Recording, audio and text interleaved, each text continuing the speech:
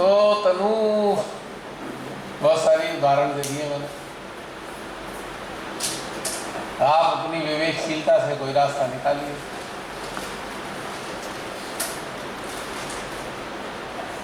रास्ता निकल आएगा। यानी इसका मतलब ये हुआ कि धर्म और कर्तव्य में धर्म ऊपर है, कर्तव्य नीचे है। कर्तव्य तो प्रारंभिक अवस्था है, लेकिन जो वास्तविक जो धर्म है, मैं इन धर्मों की बात नहीं कर रहा जो बाहर दिखाई देते हैं, जागृति का उसके आगे तो कुछ है ही नहीं ना। मेरे को यही तो मैं बता रहा हूँ कि हमें एक ही जीवन का अवसर मिला है, अब क्या करें। वर्तमान जीवन का ही पता है हमें, आगे का होगा नहीं होगा ये भी नहीं पता। तो इस जीवन को भी किस लिए होम करने हैं, समझदारी क्या कहलाएगी।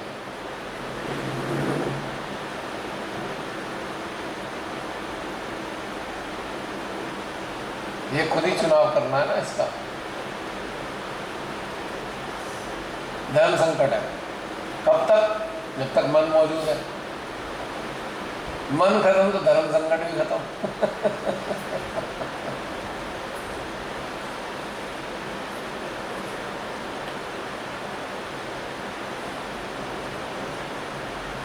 आपने देखा है सूरज के साथ किसी को रहते हुए? हाँ, कोई दिखता है ऐसा सूरज के साथ जो साथ निभाता हो? देखा है कोई साथ निभाने वाला?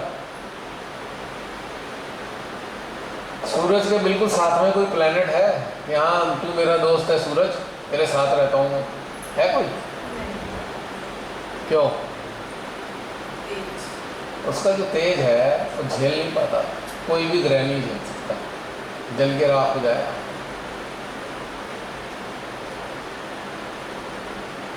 सूरज को अकेले ही प्रकाश देना पड़ता है। इसी प्रकार से जब अपनी चेतना में जागृत हो जाते हो तो आप रियलाइज करोगे कि आप अकेले हो, नोबडी इज देयर।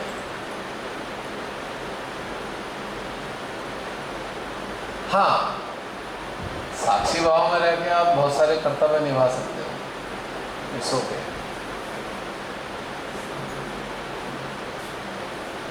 एक तो होता पलायन करना, भाई मुझे तो जागृत होना है तो मैं पलायन करके जाता हूँ, संसार छोड़ के भाग जाता हूँ, जंगल में जाके रहूँगा, तपस्या करूँगा, इसे हम कहते हैं पलायन।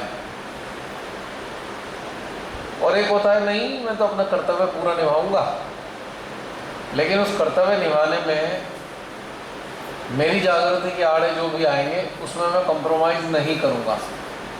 कर्तव्य निभाने की मेरी कोई कर्तव्य से पीठ दिखाने की मेरी इच्छा नहीं है, लेकिन उस कर्तव्य के निर्वहन में अगर मेरे नज़दीकी लोग मेरी जागृति के आड़े आएंगे तो मैं कर्तव्य निभाना तो नहीं छोड़ूंगा, पर मैं जागृति को भी नहीं छोड़ूंगा। यानी कि दो चीज़ें आपकी प्लस हैं, तो तीसरी चीज़ दूसरे लोग की है। अब उनकी चॉइस है कि वो क्या चाहते हैं आपसे। यहाँ पे आपको फियरलेस होना होगा कि भाई ठीक है, अब जो भी निर्णय होगा कर लेंगे, पर ये चीज़ में हम अपनी जागृति को दांव पे नहीं लगा सकते, क्योंकि ये तो आगे मिलने वाली बात है नहीं, पता नहीं क्या होगा क्या नहीं होगा। आज तो मौका मिला है, आगे मिले ना मिले। यहाँ पर फिर हमें खुद ही निर्णय लेना होता है क्या करना है। और एक तीसरा रास्ता और भी है, क्या? कि हम परमात्मा पे छोड़ दें कि हम जागृति पे चलेंगे, लेकिन आपको किसी आत्मा को हटाना है, हमारा रास्ते से हटा लीजिए, हम इसके लिए तैयार हैं। ये लेम एक्सक्यूज है, क्योंकि हमें ही डिसीजन लेना है ना। परमात्मा पे हमने छोड़ तो रखा ही है, जागृत इंसान परमात्मा पे हर चीज़ छोड़ता है, पर समस्या तब आती है जब उसकी टांग पकड़ के वो खड़ा हो जाए, तब क्या करेगा वो? परमात्मा मेरी टांग छुड़ा दो कहेगा या प्रयास करेगा टांग छुड़ाने का? बताओ।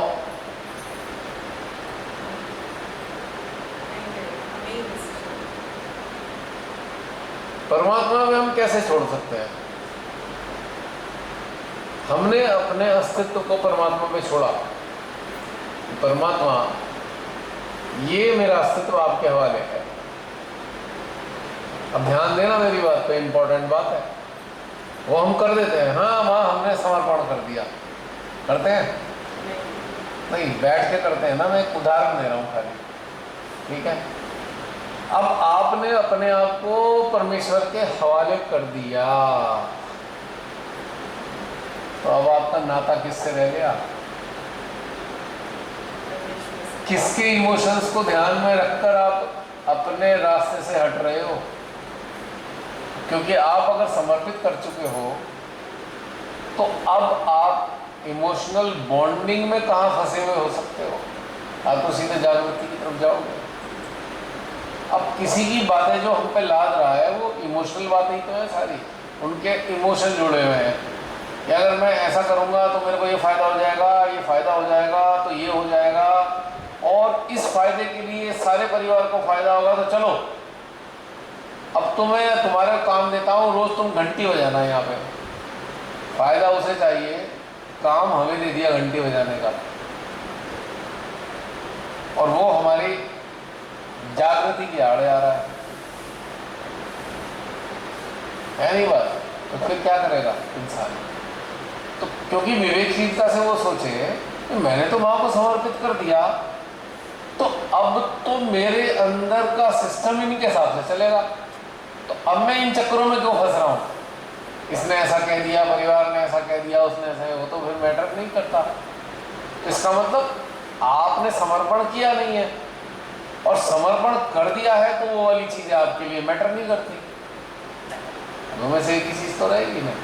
अब हमने कहा भाई देखो बच्चे का बर्थडे है, हम एक गिफ्ट लाए, हमने बच्चे को गिफ्ट दे दिया, हो गया उसका गिफ्ट। अब वो हमारा तो गिफ्ट रहा नहीं, अब हम उसे वापस कैसे ले सकते हैं? क्या हम वापस ले सकते हैं गिफ्ट को? क्या हम लेते हैं बच्चों के दिए गिफ्ट को? हम किसी को भी गिफ्ट देते हैं, क्या वापस लेते हैं? तो फिर हमने गिफ्ट कर दिया अपना अस्तित्व श्री माता जी को, तो हम अपने परिवार के लिए हो, चाहे हम किसी के समाज के लिए हो, तो हम वापस कैसे ले सकते हैं उसको? एक यहाँ पर ये भी क्वेश्चन अपने से किया जा सकता है। बहुत सारी चीज़ें हमें समझ में आ सकती हैं इस चीज़ के लिए, क्योंकि हम गिफ्ट तो माँ से वापस नहीं ले सकते कि हमने माँ आपको समर्पित कर दिया था, नहीं हमें वापस कर दो, हमारी बात बन नहीं रही है, वापस कर दो, हमारा नहीं हो पा रहा काम। क्या ऐसा होगा? बताओ। आप माँ से कह भी दोगे ना कि हमें वापस कर दो, वो वापस नहीं दे सकती आपको, क्योंकि उन्होंने तो आपको एक दूसरे सिस्टम में डाल दिया। गिफ्ट करते ही उन्होंने कहा ये यहाँ पहुँच गया, अब वापस नहीं आएगा। वे आपको लगेगा, लेकिन आप तो गिफ्ट कर दिए गए हो, अब वापस नहीं हो सकते। जैसे सॉफ्टवेयर अपडेट हो जाता है, हाँ, फिर वो वापस उस वाले पुराने फॉर्म में नहीं आता। एक बार अपडेट पे आपने गलती से क्लिक कर दिया, अब बस अब वो हो गया, अब कुछ नहीं हो सकता। तो ऐसे ही समस्या आती है। अब हम उसका हल क्या ढूंढते हैं? कोई रास्ता बता दो, ये बता दो, वो बता दो, कुछ नहीं है। विकल्प आप ढूंढते इसलिए हो क्योंकि आप संघर्ष सह नहीं पा रहे। तो आपने कहा भाई पंडित जी यार कुछ तो कर दो, हम तो बड़े परेशान हैं। हमने कहा आ जाओ, एक अनुष्ठान कर देता हूँ, 5000 रुपये खर्चा है, और मैं आपको एक अंगूठी सिद्ध करके दे दूँगा। आप ऐसा करना, बुधवार के दिन सुबह सुबह उठना, गाय का दूध लाना, उससे धोकर उसकी पूजा करना, और 2 दिन तक पूजा करने के बाद शुक्रवार को उसको धारण करना। वो उन्होंने आपको एक फॉर्मूला बता दिया, आप खुश हो गए कि अब तो मेरा कल्याण हो जाएगा। बस यही, इतने से ज़्यादा कुछ नहीं होता। वो एक आपने सुना है पौधा होता है ढाक का, उसके 3 ही पत्ते निकलते हैं, ढाक के 3 पात। हम सब कुछ करके फिर वही के वही पंडित जी ने पत्थर भी बताए, वो भी पहन लिए, पीपल के नीचे दीपक भी जला लिया, कुत्ते को दाल भी खिला दी, सब कुछ कर लिया हमने। खा नहीं रहा था, उसे दाल पसंद नहीं, हमने मार पीट करके खिला दी उसे, लेकिन हुआ कुछ नहीं। फिर हम वहीं खड़े हैं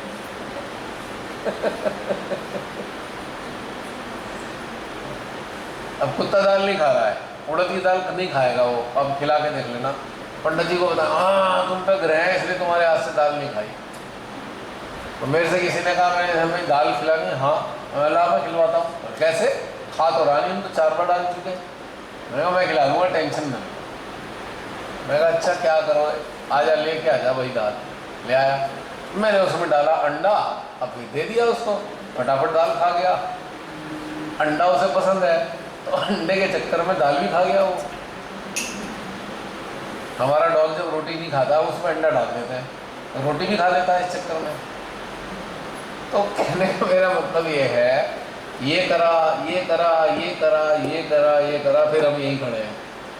क्योंकि जो करना था हमने वो तो किया ही नहीं, हमने सारे बाहर के काम कर डाले, लेकिन नाक 3 बार। और किसी ने अपने परिवार के नाम पे त्याग करते चले गए, सब कुछ छोड़ छाड़ दिया। पता लगा एक दिन परिवार ने उसे छोड़ दिया, बाढ़ में मर तू। अब 4 तोहमतें और लगाई और अंत में छोड़ ही दिया। मतलब वैसे नहीं छोड़ा, मतलब आपके हाल पे छोड़ दिया, परेशानी में हो, कोई देखने वाला नहीं है आपको। कहानी और आ गई, ये भी मैंने अपनी आंखों से देखा है। मेरे संपर्क में कई उदाहरण हैं जिन्होंने बड़ी जागृति के मार्ग को त्याग करने ही थी, हमारे परिवारियों। मैं कहा ठीक है भाई, दिस इज योर चॉइस। बाद में पता लगा परिवार ने ही उन्हें लात मार दी, अब झेलो अब तुम। बाद में समझ में आया, हाय मैंने अपने 10 साल तो इसको दे दिए परिवार को, इसने फिर मुझे वो गड्ढे में पटक के मारा। अब ऐसा होता क्यों है? अब यहाँ पे एक सूक्ष्म चीज़ विद्यमान है। परिवार आप किसे मानते हो? What is the definition of family in your eyes? चलो तुम बताओ मीनाक्षी। एक ब्लड रिलेशन होते हैं। थोड़ा माइक दे दो, माइक। इससे आप सबको समझ में आएगा, आपको ऑटोमेटिकली समझ में आ जाएगा।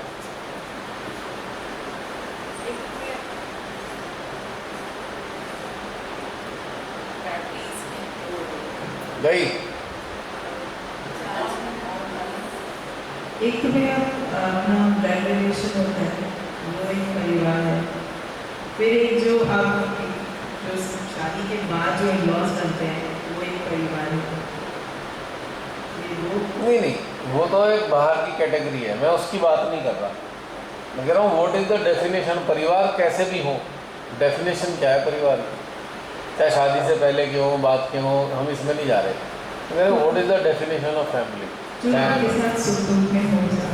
एग्जैक्टली।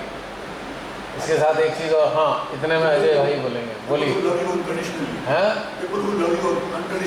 करेक्ट। अरे जो आपके सेंटीमेंट नहीं देख पा रहा, क्या आपको देखेगा वो? आपको मान लीजिए आपको किसी चीज़ से एलर्जी है, मतलब बहुत से लोगों को प्याज से एलर्जी होती है, परिवार में प्याज खाया जाता है, तो बड़े विनम्रता से कह देता है भाई मैं देखो आप लोग खाते रहो, प्याज नहीं खाऊंगा मैं, ठीक है, मैं अलग से बना लूँगा। सेंसिबल फैमिली क्या कहती है, अच्छा बेटा कोई बात नहीं, हम अलग से बना लें। जो इडियट होते हैं वो कहते हैं क्या हमारा परिवार है, हमारे हिसाब से चलोगे, यहाँ तो प्याज खाएंगे, हम तो अंडा भी खाएंगे, हम तो चिकन भी खाएंगे। ये नॉनसेंस फैमिली है। तो जो फैमिली नॉनसेंस है आप उसको फैमिली मानोगे क्या? Answer solve.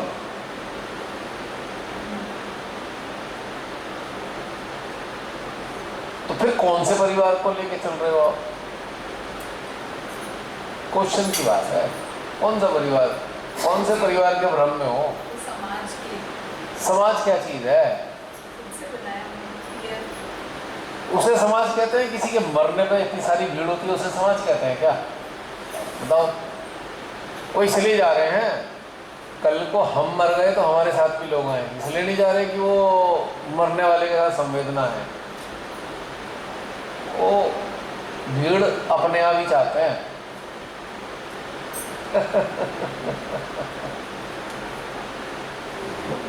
एक बार एक मेरे संपर्क के सच्चे मतलब नज़दीकी लोग थे जी, वो बोले कि हम तो किसी की भी मौत हो जाए हम तो सब में जाते हैं। हाँ सब मतलब कई बार ऐसा भी होता है कि मुश्किल होती है, नहीं नहीं तो हम नहीं जाएंगे तो हमारे कौन आएगा, है मतलब मरने पे आपकी तमन्ना यह है कि सभी यात्रा में शामिल हो। वाह, कमाल की बात है। मतलब मरने के बाद आप संतुष्टि महसूस करोगे कि इतने सारे लोग मेरे शरीर में आ गए हैं। ये कहानी देखिए, मैंने एक कॉमन बात बता रहा हूँ आपको, मतलब उसे टेंशन इस बात की है कि मरने के बाद भी लोग शामिल होने चाहिए और इसलिए निभा रहे। हाउ इडियोटिक, उसे यही नहीं पता तू मरेगा कहाँ। तो फिर ये सब चीजें किस लिए प्रपंच है? तो ये कितनी मूर्खतापूर्ण बातें नहीं लगती आपको? तो जब परिवार की परिभाषा हमें समझ में आ गई तो फिर क्या करते हैं, हम अपनी जगह खड़े हो जाते हैं। यहाँ खड़े हैं हम, बस ठीक है, हमसे जो जिम्मेदारी हम पूरी कर देंगे, पर खड़े हम यही, हम यहाँ से नहीं लेंगे, बाकी आपकी चॉइस है। तो ये सत्य है जो मैंने बोला, परिवार का मतलब हमें मालूम होना चाहिए। अब कोई कहेगा लॉजिकली, कोई कहेगा ऐसा कैसे यार, ये हो जाएगा, फिर कैसे, कौन देखेगा, वो देखेगा, ये कहानी होती है ना। इसी से तो हम डरे हुए हैं और उसी को पैम्पर किए जा रहे हैं, गलत प्रथाओं को। इस डर के मारे हम गलत प्रथाओं को बढ़ाए जा रहे हैं, बढ़ाए जा रहे हैं, बढ़ाए जा रहे हैं। फिर हम सोच रहे हैं अब हम क्या करें, नहीं? तो ये सारी बातें हमें समझनी है कि हम कौन से वर्ग में आते हैं, कौन सी कैटेगरी में आते हैं। चॉइस हमारी है। चलो भाई, अब जरा हाथ में दो तेजस के हाथ में।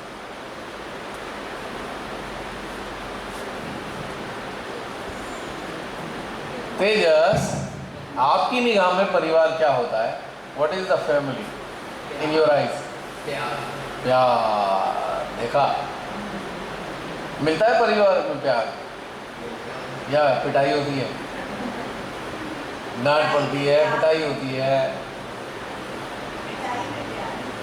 पिटाई होती है, हैं? नहीं होती? तो मेरी तो बहुत पिटाई होती थी।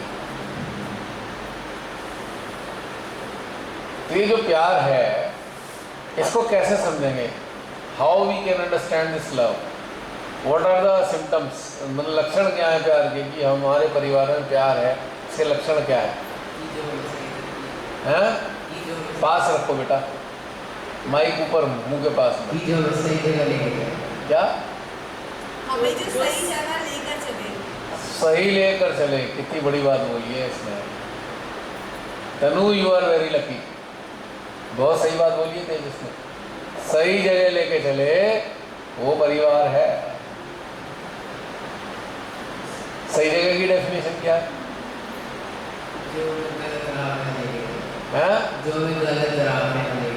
नहीं, हम डेफिनेशन पूछ रहे हैं, हम कैसे जानेंगे कि ये वाली राह सही है, ये वाली गलत है? How will come to no?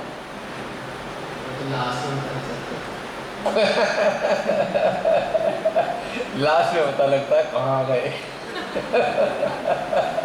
GPS पर आंसर है। जीपीएस तो फंसवा देता है भाई, हमें तो कई बार फंसवाया जीपीएस में, ऐसे ऐसे रास्ते पे भेज दिया। और आज तो आधा घंटे तो हमारा आज का खराब कर दिया जीपीएस ने। वहीं घूम रहे थे इसके चारों तरफ ही परिक्रमा करते हुए, पर यहीं नहीं पहुंच पा रहे थे। फिर भी कोई तो लक्षण होंगे, बाद की बात नहीं, कुछ सिम्टम्स तो आते हैं ना, उससे पता लग जाता है।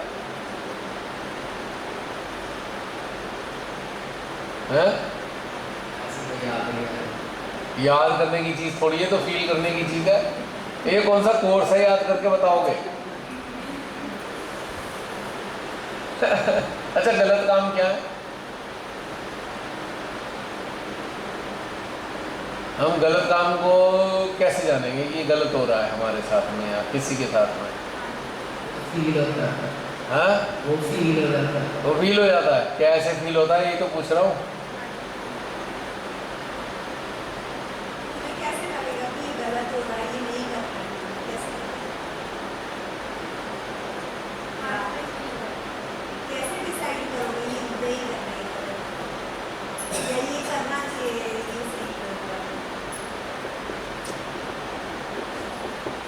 अभी याद करने दो इसको, याद करके बताएगा। अपने अंदर की किताब खोलेगा, पढ़ेगा, फिर बताएगा। चलो तब तक के लिए इशिता के हाथ में दे दो। हाँ इशिता आप बताओ, कैसे पता लगेगा परिवार में प्रेम है? हमें जागृति के रास्ते पे बिल्कुल परफेक्ट आंसर है। पर जागृति के रास्ते में अगर समस्याएं आएंगी तो फिर क्या करेंगे? वही आपने एग्जांपल दिया था ना, फिशेज वाला। हाँ अगर जागृति के रास्ते पे जाना है तो मुश्किलें तो उठानी पड़ेगी। उठानी पड़ेगी मुश्किलें, इतना आसान नहीं है ये, ऐसे मिलता नहीं है, बहुत मेहनत करनी पड़ती है, बहुत संघर्ष करना पड़ता है, बहुत क्या संघर्ष ही करना पड़ता है एंड तक। जब तक आपकी लाइफ एक्सटिंक्ट नहीं होती, चारों तरफ संघर्ष बना ही रहेगा। सोल्जर्स को भी तो ट्रेनिंग की जरूरत होती है। हाँ बिल्कुल डेफिनेट। हम भी तो सोल्जर्स ही हैं श्री माता जी। यस, ये बात पक्की है। जैसे कहते हैं ना कि हम एक कंफर्ट जोन तलाश रहे हैं। जागृत के लिए कंफर्ट जोन का मतलब कोई नहीं होता। अब कंफर्ट जोन क्या है कि भाई ये भी चीज़ ठीक हो जाए, ये भी चीज़ ठीक हो जाए, ये भी चीज़ ठीक हो जाए, ये कंफर्ट जोन है और वो होना नहीं है। संसार का सुख, चैन और आराम, समझना मेरी बात, और जागृति एक दूसरे के कट्टर दुश्मन हैं, एनिमी है एक दूसरे के। एक ही चीज़ मिलेगी, चॉइस आपकी, दोनों चीज़ें नहीं मिल सकती कभी 100%। तो भैया मेरा जो एक्सपीरियंस ये है कि ये संघर्ष कुछ टाइम के लिए होता है, हमेशा के लिए नहीं होता। मतलब कुछ साल लगते हैं आपको ये संघर्ष करना पड़ता है, उसके बाद आपके मुताबिक हो जाती है। आपके मुताबिक नहीं होता, दूसरे लोग सरेंडर कर चुके होते हैं। अपनी लाइफ में मतलब आपके चाहने से नहीं हुआ है, उनकी मजबूरी है। तो ये संघर्ष जो मैं मुंह पे लगाऊंगा। कुछ साल के लिए, हाँ कुछ साल, अब कुछ साल, और जिसको रिजल्ट आज चाहिए उसके लिए कुछ साल वाली कहानी तो बड़ी कठिन है। इसलिए तो मैंने कहा बड़ा संघर्ष है। अब आपको उदाहरण देता हूँ, ठीक है, आपके परिवार में आप खड़े हो गए, ठीक है, परिवार के सदस्य जो है समझ गए, लेकिन और कोई खड़ा हो जाएगा आपके आड़ जाके,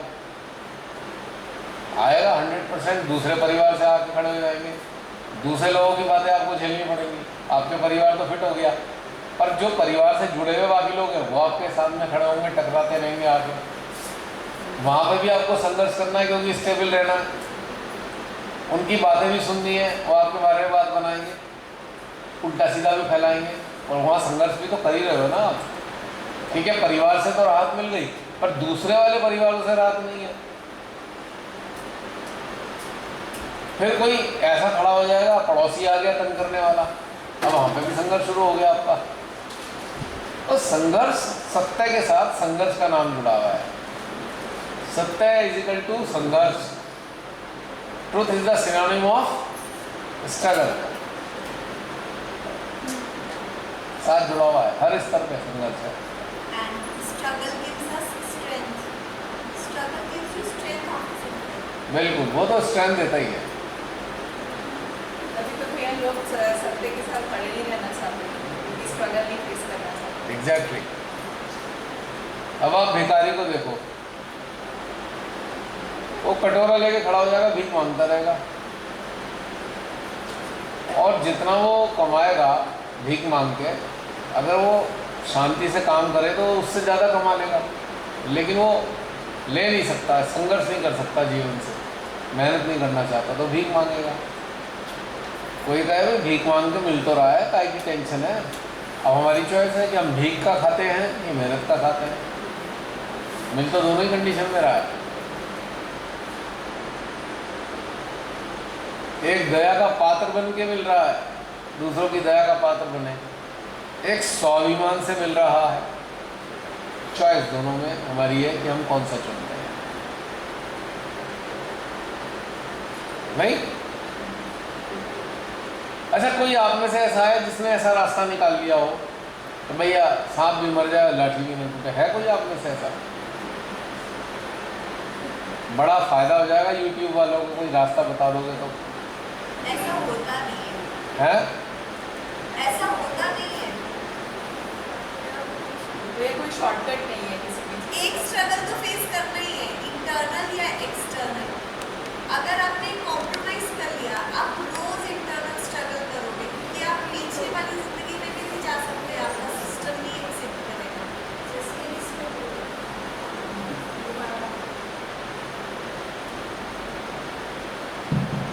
एक स्ट्रगल तो फेस होगा, इंटरनल और एक्सटर्नल।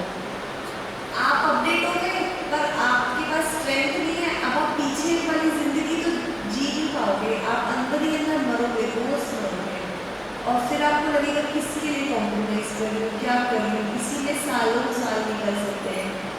और एक्सटर्नल स्ट्रगल में भी स्ट्रगल तो होगा, बहुत चैलेंजेस आएंगे, बट उसमें फिर भी आप खड़े हो सकते हो।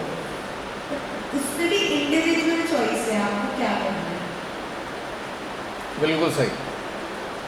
यानी कि हर समय आपके सामने तलवार लटक रही होगी, आपको ये चुनना है कि कौन सी वाली तलवार चुने जिससे कम से कम नुकसान हो। पर तलवार तो दोनों ही जगह लटकी है, चॉइस इज योर्स।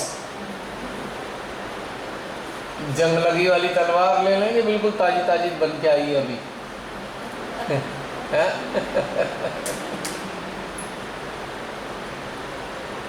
वो तो लटकी रहेगी और उसके साए में ही गुजरना है। तलवार के साए में ही जिंदगी चलनी है, हट नहीं सकती। तो ये एक बड़ा हार्ड फैक्ट है जागृति का।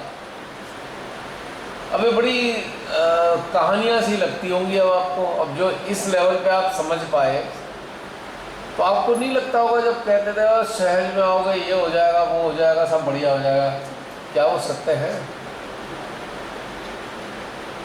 बढ़िया किस चीज़ का होता है? जैसे एक बात सत्य है कि बढ़िया हो जाएगा, किस चीज़ का बढ़िया होगा?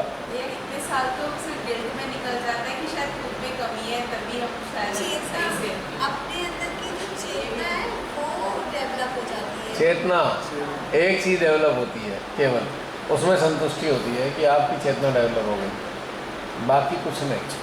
अच्छा केवल एक ही चीज़ के लिए हुआ है, आपकी चेतना उन्नत हुई है और आपकी चेतना के उन्नत होने से आप अपनी जीवात्मा को कष्ट नहीं दे रहे हो, वरना उससे पहले तक तो रोज जीवात्मा को सताते थे आप। ये वाला कंप्रोमाइज़ कर लूँ तो भी जीवात्मा कुंठित, ये वाला भी कर लूँ तो ये भी जीवात्मा कुंठित, तो और इसमें चिपक गए तो भी जीवात्मा कुंठित, अटैचमेंट से कुंठित हो रहे हैं, कंप्रोमाइज से कुंठित हो रही है जीवात्मा, एडजस्टमेंट से हो रही है, दबाव में रहने से हो रही है, आप किसी के डोमिनेंस में रह रहे हो। तो ये सारी चीज़ें अपनी जीवात्मा को कष्ट दे रही थी और आप खड़े हुए तो आपकी चेतना उन्नत हुई और उस चेतना के कारण आपकी जीवात्मा प्रसन्न रहने लगी। तो केवल एक ही बेनिफिट होता है कि आपकी जीवात्मा प्रसन्न रहने लगती है। जागृति से केवल एक लाभ है और कोई लाभ नहीं है। और संसार का लाभ तो भूल ही जाओ, हो ही नहीं सकता संसारिक स्तर का लाभ। वो तो एक भ्रमित करने के लिए परमात्मा की शक्तियाँ कर देती हैं कि आप फंस जाओ इस जाल में, जागृति के जाल में फंस जाओ एक बार और आपको इसका स्वाद लग जाए। जैसे ड्रग एडिक्ट बनाने के लिए पुड़िया में फ्री में ड्रग्स देते हैं बच्चों को, पहले स्कूल के बाद फ्री वाले आ जाएंगे, भैया ये चाट ले अच्छी लगेगी, और तब तक तो फ्री देंगे, और जब वो एडिक्ट हो जाएगा तो उसकी खाल उतार लेंगे, वो फिर चोरी कर करके देगा। तो परमात्मा की शक्तियाँ आपको इस स्वतंत्रता का स्वाद चखा देती है, फिर आप कोई कंप्रोमाइज़ नहीं करते इस स्वतंत्रता के आगे। त्याग पे त्याग करोगे, हर चीज़ को छोड़ोगे, ये भी छोड़ा वो भी छोड़ा वो भी छोड़ा, सब छोड़ दिया, क्योंकि ये जो स्वतंत्रता मिली और ये जो उसका स्वाद, जीवात्मा का जो प्रेम आपको मिला, क्योंकि जीवात्मा आपको इतना प्रेम देगी स्वतंत्र होने के बाद, क्योंकि उसका दबाव आपने ख़त्म कर दिया, फिर आप किसी की नहीं सुनते। कोई खुश होए हमसे तो ठीक है, ना होए तो भी ठीक है, हमें कोई मतलब नहीं है। तो हम किसी को खुश करने के लिए तो जन्म लेके आए नहीं है, पैम्पर करने के लिए। हम वैसे प्रसन्न कर सकते हैं किसी को सद्कार्यों से, out of compassion, out of love, पर हम किसी की कंडीशनिंग को संतुष्ट करने के लिए उसे खुश नहीं करेंगे। या किसी की गुलामी नहीं वो करेंगे। गुलामी हो गई, वही कंडीशनिंग को संतुष्ट करना चाहते हैं तो गुलामी ही तो है ना, इट इज़ ए स्लेवरी। बल्कि लोग गुस्सा जाते हैं तो अच्छा लगता है कि फिर बात नहीं करते तो कुछ करने भी नहीं बोलते। झंझट ही खत्म हो गया सारा। ये भी समाधान है। ये बहुत बढ़िया है। जो अब मैं कुछ ऐसा बोलने जा रहा हूँ, बुरा मत मानना। मान लीजिए किसी का, लड़की का विवाह हुआ और वो शादी करके आ गई और उसे काम करना अच्छा नहीं लगता, तो उसका एक बहुत बढ़िया जुगाड़ होता है, वो बुरा मान के बैठ जाती है। बुरा मान के बैठ जाओ, काम करना नहीं पड़ेगा, कोई आपसे कुछ कहेगा नहीं। और सास ने सहयोग नहीं करना तो सास बुरा मान के बैठ गई। तो ये बहुत बढ़िया जुगाड़ है। काम हल्का हो जाता है। हैं? और क्या? काम हल्का हो जाता है। मुझे लगता है चलो उस दिन तक तो कोई कुछ नहीं बोलेगा, गुस्सा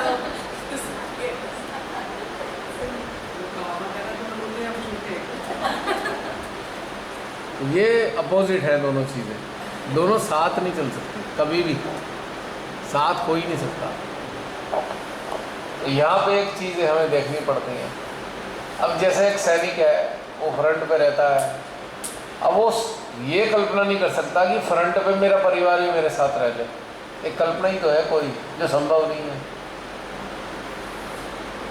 तो जिस प्रकार से सैनिक के साथ फ्रंट पे उसका परिवार नहीं रह सकता, इसी प्रकार से जागृत मानव के साथ में सांसारिक कंडीशनिंग रह नहीं सकती साथ में, क्योंकि संभव ही नहीं है। या तो जागृति होगी या कंडीशनिंग होगी, चॉइस हमारी होगी, हम कौन सा चुनाव करते हैं। फायदा क्या हुआ है, इतने देर भी खामखा लगाए। फिर तो बस सहयोग इतना होना चाहिए, हर पूजा में जाओ, वहाँ पे डांस करो, भजन गाओ, सेल्फी खिंचाओ और फिर फेसबुक पे डाल दो, सबसे बढ़िया ज़िंदगी होती है फिर। बस यहाँ तक वाला सहयोग ठीक है, इससे आगे की बस सोचो। और शिवमाता के सामने बैठ के भूल के भी गहनता मत मांग लेना। अगर गहनता मांग ली तो फिर तो आपके जीवन में आफत आ जाएगी। फिर आपको ऐसी ऐसी चीज़ें सामने आएंगी, क्योंकि माँ तो आपको आगे की तरफ बढ़ाना चाहेंगी, तो ऐसी ऐसी विपरीत परिस्थितियाँ पैदा होंगी कि आपको चुनाव करना पड़ेगा। तो शिवमाता से अगर समस्या लग रही है, शिवमाता कहते माँ बस ये वाला सहयोग ठीक है हमारे लिए, बस हमें इतना मौका देते रहो, सेमिनार वेमिनार पूजा में जाएं, अच्छे अच्छे कपड़े पहन के और डांस करें जम के, अच्छा सा खाना खाएं और उसके बाद फ़ोटो खिंचाएं और बड़ी अच्छा सा एक सहज क्लब मेंटेन करें जहाँ अपनी एक्सचेंज करते रहें। ये वाला भी काम चल जाएगा। फिर डेप्थ की बात करना और मांगना नहीं चाहिए, और डेप्थ मांगोगे तो फिर यही सबका सामना करना पड़ेगा, और इससे घर वाले भी बड़े खुश रहेंगे। जा रहे हैं सहज के प्रोग्राम में, हाँ कितने घंटे में आओगे, 3 घंटे में, 3 घंटे बाद हम घर होते हैं, घर वाले भी खुश, सहजी भी खुश और हम भी खुश। क्यों मीनाक्षी? देखो कितने सुखी परिवार है सहयोगियों को, देखा आपने? चमकते हुए चेहरे मिलेंगे, देखा है? क्योंकि कोई समस्या तो है नहीं, सारी समस्याएं सॉल्व है। तो हमने एक सीमा बना ली, भाई इससे आगे नहीं जाएंगे हम, ये हमारी सीमा है, और उसमें तो फिर सब मिलेगा। यहाँ पे भी हमारी चॉइस है। अब मन मन में सोचते रहेंगे सारे सदस्य सहज में आ जाए, क्या होगा उससे? अरे फिर ना सब साथ जाया करेंगे, बड़ा आनंद आएगा, फिर कोई संघर्ष नहीं रहेगा। ये वाली बात चल रही होती है, और वो भी आती है, शिवमाता कहती ठीक है तू ऐसी कुछ है तो ले, ये कर दिया। पता इसका जब चलता है जब एक समस्या आन खड़ी हुई तब समझ में आया पानी कितना था और कितने में खड़े थे हम। अब हैंडल नहीं कर पा रहे समस्या को, क्योंकि चेतना के उन्नत करने के लिए जो समय था वो तो हमने ठुमके लगाने में गवा दिया, भजन पे डांस करने में। अब क्या हो, अब परेशान है। अब क्या कर रहे हैं, पूछते फिर रहे हैं भैया ये प्रॉब्लम आ गई, क्या करें। तो कोई समझदार इंसान बता रहा है भाई एक काम करो, 200 किलोमीटर दूर एक बाबा है, वो सारी समस्याएं दूर कर दे, वहाँ चले जाओ। शाह जी तुरंत तैयार, गाड़ी उठा के सुबह बाबा के पास। बाबा जी ये हो गया, हाँ मुस्कुरा रहे हैं, ठीक है। अब उन्हें कोई चीज़ बता रहे हैं, कर रहे हैं, खुश हो गया है, बाबा से हमें कुछ मिल गया, बड़े फेमस बाबा हैं, अब कुछ ठीक हो जाएगा। कुछ दिन बाद फिर कोई समस्या आ गई, फिर कहीं और चले गए। अब सहज जी आपने भी डरते डरते यार झिझकते पूछा, अरे आप तो सहज जी हो, बाबा के पास क्या कर रहे हो। फिर आपको कहेंगे अरे वो शिवाता ही ने तो प्रेरणा दी है, जैसी प्रॉब्लम होती है वैसे सॉल्यूशन होता है।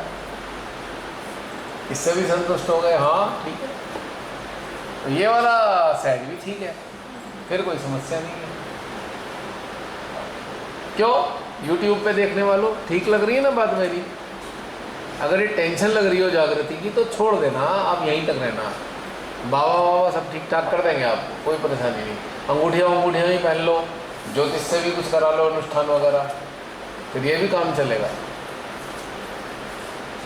लेकिन अगर गलती से जागृति की तरफ चले तो बहुत समस्याएं हैं। फिर तो आपको समस्याओं का सामना करना ही पड़ेगा, कोई नहीं रोक सकता इस चीज़ से। क्यों इशिता, क्या आप में से किसी ने ऐसा कभी ट्राई मारा है, कोई मुसीबत में फंसे किसी, कोई बाबा याद आया हो है? एक्सपीरियंस शेयर कर दो, बड़ा भला होगा उन लोगों का जो इसमें फंस जाते हैं। अगर आया है तो बता दो, है कोई? चलो किसी दरगाह पे चले गए हो, पीर पे गए हो, हाँ राकेश जी बताओ, माइक दे दो भाई राकेश जी को।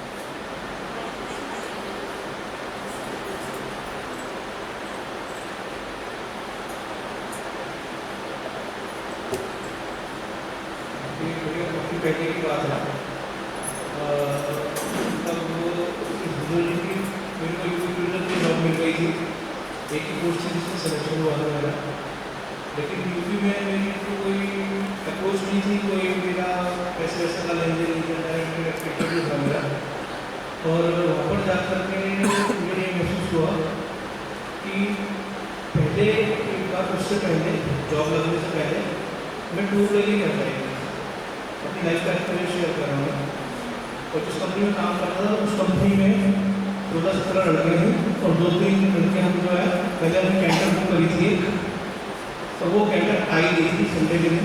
हम लोग सब घर से खाना वाना लेके आए अपना, और वही आगे वर्ष में जाना तो है, तो दूसरी गाड़ी लगी और हम लोग फतेहपुर सीकरी गए। वो मेरा पहला ट्रिप था फतेहपुर सीकरी का, और मई का महीना था, 1988 की बात बता रहा हूँ आपको।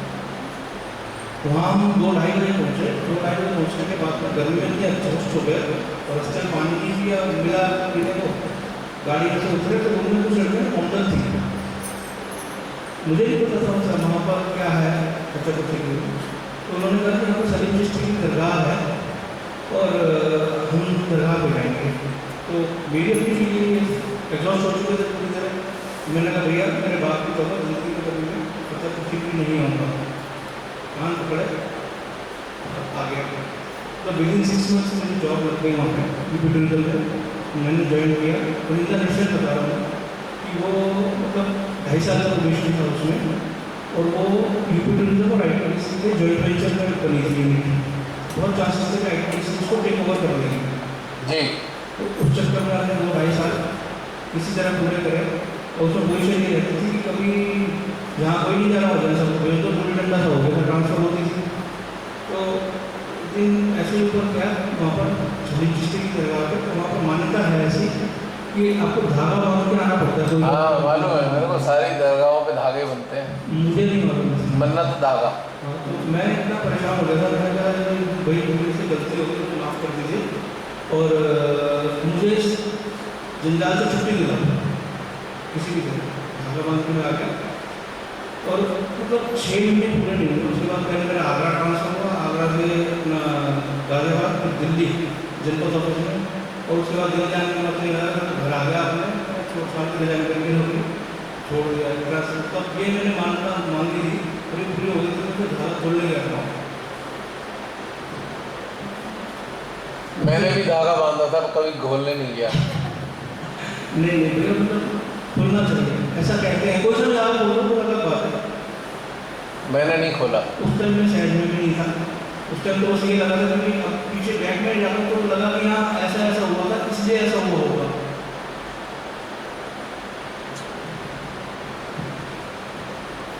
एक्चुअल में क्या होता है कि ये एक बंधन काय के हैं, ये बंधन बांधा या बंधन किस चीज़ का है? ओहो, एक सेकेंड। हाँ जी, एक्चुअल में मेरा भी एक्सपीरियंस है। ये बात होगी कोई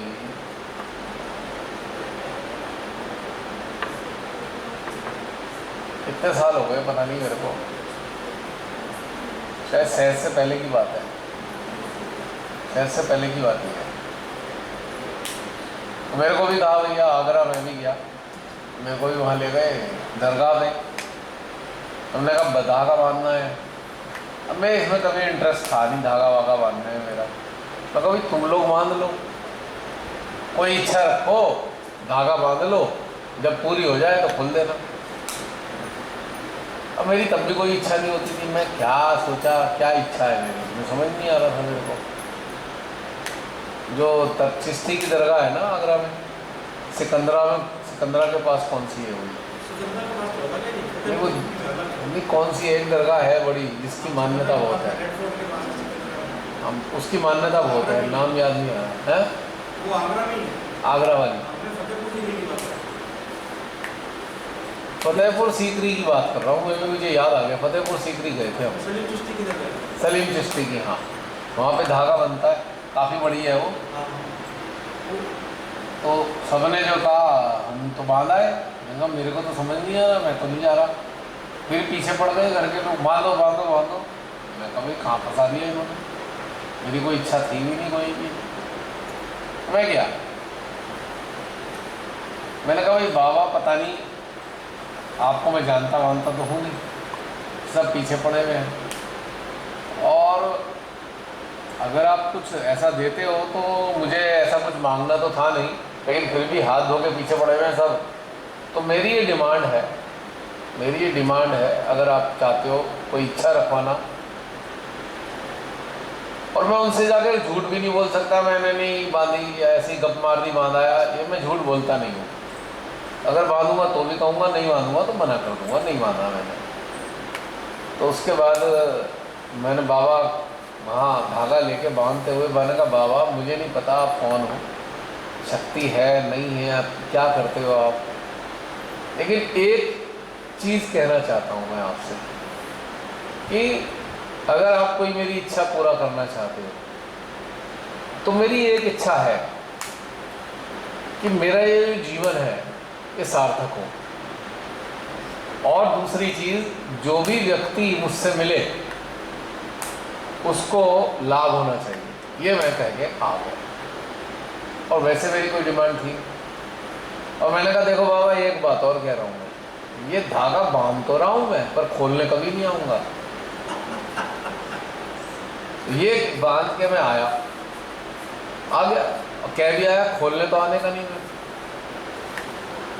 तो उसके बाद कुछ साल बाद जाकर श्री माता जी ने मेरे को अपने चरणों में लिया, तो मुझे समझ में आया बाबा ने मेरी बात सुनी, मुझे सही रास्ते पे भेज दिया। अब यहाँ आने के बाद मुझे धागा खोलने की क्या जरूरत है, आप मुझे समझा दो जरा। धागा बांध के तो मैं बंधा तब भी नहीं था, क्योंकि मैंने अपने लिए कुछ मांगा नहीं। जब मैंने अपने लिए मांगा नहीं तो मैं बंधन में नहीं फंसा, और जब मैं बंधन में फंसा नहीं तो बंधन खोलूँ क्या, वो निर्मूल्य हो गया। समझ में आई बात? और ये बिल्कुल सच्ची घटना। मेरे सबने कहा तूने क्या मांगा क्या मांगा, मैंने कहा ऐसी ऐसी मांग, पीछे पड़ गए हाथ धो के। मैं कहा देखो अभी बताने का समय नहीं है, मैं बता दूंगा क्या मांगा। भाई आपके कहना मान के मैंने बांध दिया, अब मेरे से ये क्यों पूछ रहे हो क्या बात है, मेरी मर्जी है, मैंने क्या मांगा मैं क्यों बताऊं, ये सीक्रेट है, ये सीक्रेट तो नहीं बताया जाता। फिर जब मैं सीमाता से जुड़ गया तब मैंने घर वालों को बताया ये बात। मैंने कहा तुम्हें क्या मिला मुझे नहीं मालूम, पर उन्होंने मेरी इच्छा पूरी जरूर कर दी। तो ये जो मान्यताएं होती हैं, अब मैं इसके विरोध में बोल रहा हूँ, ये मान्यताएं आपकी जो चेतना की शक्ति होती है उसको सीमित कर देती हैं। आप एक बहुत छोटे से दायरे में बंद के रह जाते हो, ठीक है। वो तो मैंने इच्छा ऐसी की, मैं ये नहीं कह रहा कि बाबा ने इच्छा पूरी कर दी, कुछ नहीं कह रहा मैं, लेकिन घटनाक्रम घटित हुआ कि श्री माता जी ने मुझे अपने चरणों में ले लिया। मैं इसको कोरिलेट नहीं कर रहा हूँ, पर मैं आपको इस बारे में एक चीज़ बताना चाहता हूँ। आप मन्नत मांग कर अपने आप को उस अनंत से हटा लेते हो जो आपको मिलना है। आपको मालूम नहीं है कि जो आप मांगने की लिए धागा बांध रहे हो, मांग रहे हो, वो आपके लिए हित में है या नहीं है, यू डो नॉट नो। और आपने मांग लिया, अब आप बंधन में आ गए। तो आपको परमात्मा बहुत ज़्यादा देना चाहते थे, पर आपने इतना सा मांग कर उन्हें भी सीमित कर दिया। इसलिए मैं हमसे सहजी से भी ये कहता हूँ, भाई श्री माता जी से भी कुछ मांगो वांगो मत, छोड़ दो उन पर। अगर मांगना ही है तो ये मांगो कि माँ आपका सानिध्य सदा बना रहे, बस, इससे ज़्यादा मांगने को कुछ है नहीं। जब वो उनके आपके साथ रहेंगी तो आपके अंदर बहुत सारी अच्छी चीज़ें आती रहेंगी, आप उन्नति की तरफ चलते रहोगे और आप उस मार्ग पे चल जाओगे। बहुत से लोग फंस जाते हैं मान्यताओं में, वो बेकार हो जाता है मामला। पहली बार आपने बार मांगा था, उसके बाद ना उससे पहले कभी तो उससे बात कभी नहीं मांगा। उस टाइम सिचुएशन ऐसी थी कि बहुत फ्रस्ट्रेटेड हो गए, फिर आप परेशान हो गए। हाँ, वो आदमी परेशान हो जाता है कहीं। अब आपने कहा ना खोल के आना चाहिए, ना खोला ना खोलूं क्योंकि हमको जिसने जन्म दिया वो बाबा नहीं है, पहली बात समझना चाहिए। जिसने हमें जन्म दिया हमारी उसने व्यवस्था की हुई है, और अगर हम उससे जुड़ना चाहते हैं तो उसने रास्ता भी दे रखा है। अगर आपके अंदर तीव्र इच्छा है ईश्वर से जुड़ने की तो आपको वो रास्ता भी देंगे और आपका मार्ग भी प्रशस्त करेंगे। तो सीमित मांग कर सीमित क्यों होना चाहते हो, और सीमित मांगना नहीं चाहते और सीमित मांगना नहीं चाहिए, तो क्या करना चाहिए? छोड़ दो उन पे, भैया जो देना हो दे दो, सबसे आसान, छोड़ दो। और जागृति के लिए प्रयत्नशील रहो, क्योंकि जागृति के बिना इंसान बिल्कुल बेकार है, किसी काम का नहीं है। जागृति अगर नहीं है तो मानव जो है केवल एक छोटा सा, जिसे कहते हैं ना, एक कीड़ा होता है, कीड़े के बराबर है मानव। कीड़े की जीवन में और मानव के जीवन में कोई अंतर नहीं है अगर जागृति नहीं है, क्योंकि कीड़ा भी अपने जीवन में बंधा हुआ है और मानव भी अपने जीवन में बंधा हुआ है। न कीड़ा स्वतंत्र है न मानव स्वतंत्र है, एक ही बराबर है। गुरबाणी में है ना कि ऐसा हृदय जिसके हृदय में ईश्वर का नाम नहीं है, प्रकाश नहीं है, तो शमशान है। इसको रख के क्या करना है? जला दो। गुरबाणी में है, सुना है मैंने। अब ऐसा करते हैं कि समय हो गया है काफ़ी, 2 बज रहे हैं। सुबह का क्या प्रोग्राम है? 5 बजे 5 बजे आ जाएंगे।